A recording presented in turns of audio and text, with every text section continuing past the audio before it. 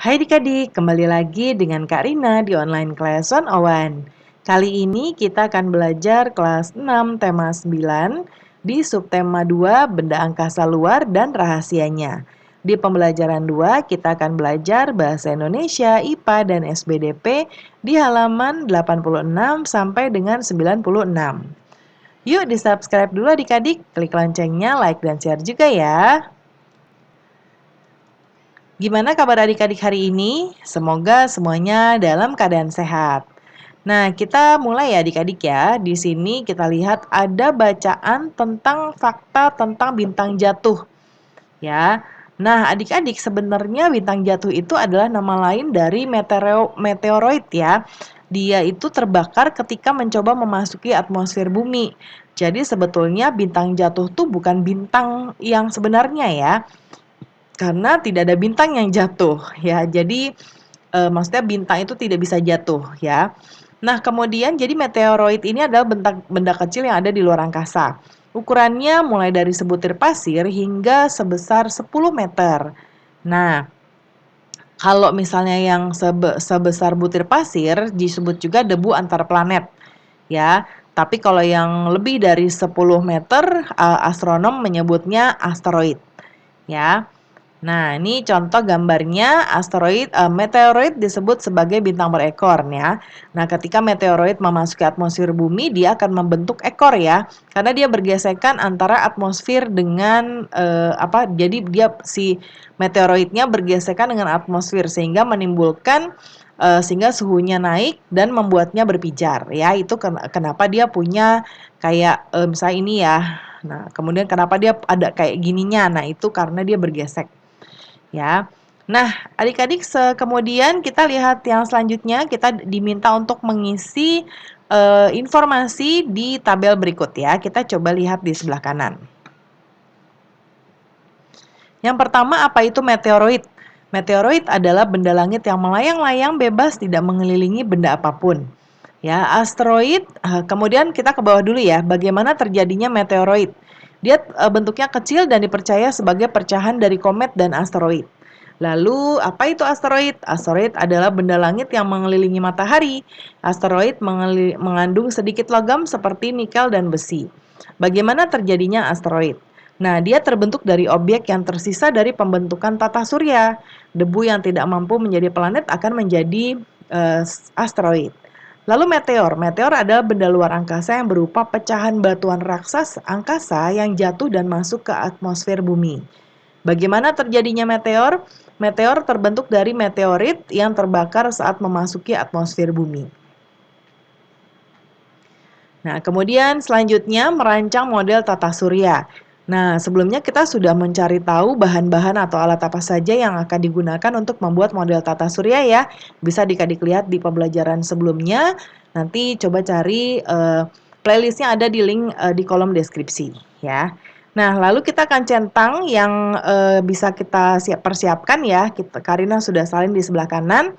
Nanti di checklist aja adik-adik yang misalnya kertas ukuran A4 udah belum ya, lalu dan lain sebagainya ya. Ini nanti tinggal di checklist saja. Kemudian berikutnya, nah gimana nanti diceritakan ya adik-adik ya pengalaman mempersiapkan model yang hendak adik-adik buat. Nah berikutnya ada bacaan judulnya Teropong Binokular dan Bintang Jatuh.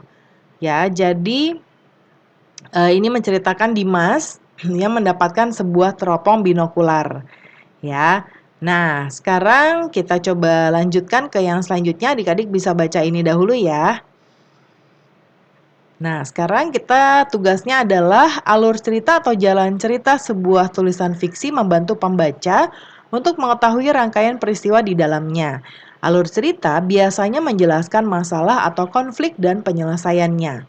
Perhatikan kembali cerita fiksi di atas, lalu lakukan kegiatan berikut. Nah, yang pertama judulnya kita tuliskan lagi Teropong Binokular dan Bintang Jatuh. Tokohnya tadi adalah Dimas, Om Dodi, dan Ibu Dimas. Di mana peristiwanya? Ada di rumah Dimas, kapan? Sore hari. Apa yang terjadi dan mengapa? Dimas sangat menginginkan sebuah teropong binokuler karena Dimas ingin mengamati bintang-bintang di langit. Bagaimana penyelesaiannya? yaitu Om Dodi memberikan hadiah sebuah teropong binokuler. Ya. Bacalah kembali ceritanya, bayangkan kamu ada di dalam cerita itu dan mau menjelaskannya kepada temanmu menggunakan sebuah gambar. Nah, gunakan imajinasi. Nah, ini Karina bisa cari dari internet ya. Tadi kita tuliskan judulnya di sebelah sini, teropong binokular dan bintang jatuh.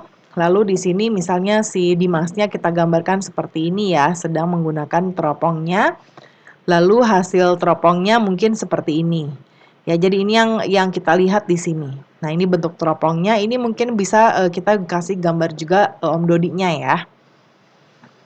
Nah, kemudian tukarkan gambar adik-adik dengan teman-teman, ya minta pendapat mereka apakah ada persamaan dan perbedaan. Nah, kalau gambar pastinya berbeda ya, namun alur cerita sama karena kan ini berpedoman dari cerita yang ada di buku ya. Kemudian berikutnya kalau kamu jadi penulis cerita tadi dan diberi kesempatan untuk mengubah jalan ceritanya, apa yang mau adik-adik ubah? Nah, kita coba lihat cerita yang sudah diubah sebagai berikut ya. Dimas merupakan seorang anak yang suka sekali mengamati bintang-bintang di langit. Seringkali dia mengamati benda-benda langit pada malam hari di teras rumahnya hingga lupa waktu. Kebiasaan Dimas yang satu ini membuat ibunya jengkel karena melupakan waktu belajar atau mengerjakan pekerjaan rumahnya. Alhasil, nilai dan peringkat kelasnya menjadi melorot. Ibu Dimas berunding dengan adiknya yang bernama Dodi. Saat berkunjung ke rumah Dimas, Om Dodi memberikan tantangan kepada Dimas. Jika Dimas dapat peringkat pertama di kelasnya pada semester berikutnya, Om Dodi akan memberi hadiah berupa teropong binokular. Dimas bersemangat karena tahu kalau teropong itu bisa digunakan untuk melihat benda-benda langit, termasuk bintang jatuh yang menjadi idamannya. Akhirnya Dimas mendapatkan teropong setelah meraih peringkat pertama pada semester berikutnya. Kemudian berikutnya bagaimana hasil perubahan yang kamu lakukan terhadap cerita fiksi tadi, apakah kamu kesulitan? Mungkin Karina jawab saya tidak menemui kesulitan atau kalau ada kesulitan adik-adik boleh ceritakan kesulitannya apa. Yang berikutnya ada bacaan tentang tari kreasi daerah, silakan adik-adik baca dahulu. Ini ada contoh tari jejer kembang menur ya.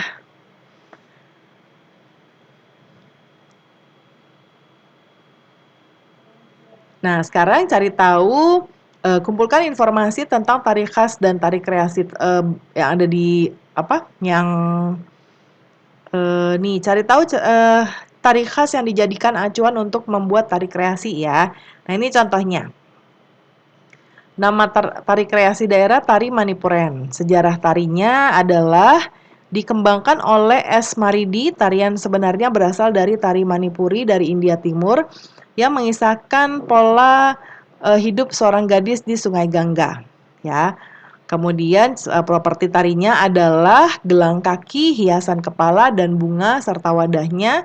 Pengiringnya adalah gending. Ya. Kemudian cara menarikannya melingkar sebagai gerak planet-planet yang mengelilingi matahari. Tata riasnya ini gabungan antara tata rias Jawa klasik dan dandanan ala India ya yang khas menggunakan bindi yang panjang dan juga gelang pada kaki. Asal daerahnya dari Surakarta, Jawa Tengah. Terus ada juga contoh berikutnya ya yang kedua. Ini nama tari kreasinya adalah tari Yapong. Sejarah tarinya, tari Yapong yang berasal dari Jakarta diciptakan oleh Bagong Kusdiarjo juga dalam pementasan ulang tahun Jakarta ke-450. Propertinya adalah selendang, penghias kepala, dan kalung. Lalu musik pengiringnya adalah rebana.